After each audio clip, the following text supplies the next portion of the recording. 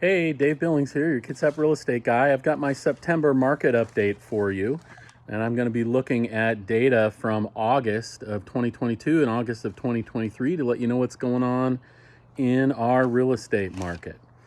Don't be distracted by the Band-Aid right there. Just a little wood shop accident. I'm supposed to be taking it easy today, so I thought it was a good day to record this. At any rate, let's start talking about days on market first. In 2022, in August, our average days on market was 20 days. That went up just slightly to 23 days in August of 2022. In practical terms, to me, I think that reveals a strategy for buyers out there. I think if you want to try to get a house and pay a little below list price for it, probably you better be looking for houses that have been on the market 30 days or more. Those would be good houses to approach and try to see if you get an offer through, because some of our other data shows people are probably only getting one offer on their house. Actually, if you look at the percentage of list price compared to sales price, that was almost exactly at 100% both last year and this year. And that shows that on average, people were getting almost exactly what they listed their houses for. Again, that kind of indicates they probably only got one offer. We just don't have the crazy bidding wars going on anymore that we had a couple years ago. So if you want a competition-free market as a buyer, now might be the time to do it if you can afford to buy. Months of inventory still remains really low. Just like last month, mathematically, we are just not primed for a big market crash. August of 2022, we had 1.8 months of inventory, exactly the same number in August of 2023.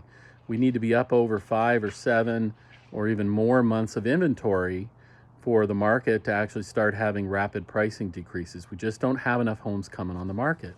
Well, why is that? A lot of that is also due to interest rates. People feel like they can't afford to put the house they're in right now on the market because their interest rate is keeping their payment much lower than what they could get on a house that they went out to buy, even if they're downsizing versus upsizing, right?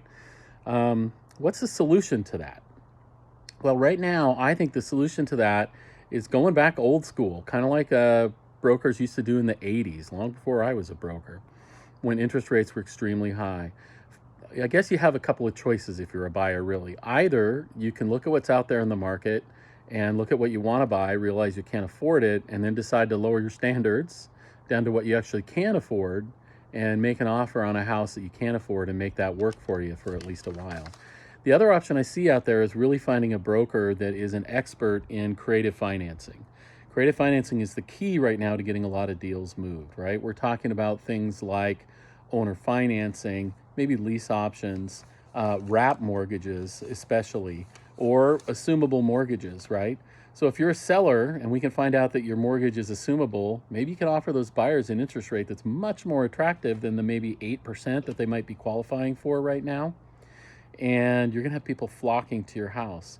Maybe we can set up a wrap mortgage for you where you actually get to make money on money that's not yours by leaving your mortgage in place and charging a buyer an interest rate that's really attractive to them, maybe 5%, maybe 4.5%, maybe 5.5%. But meanwhile, you're still paying 3.5% on your mortgage.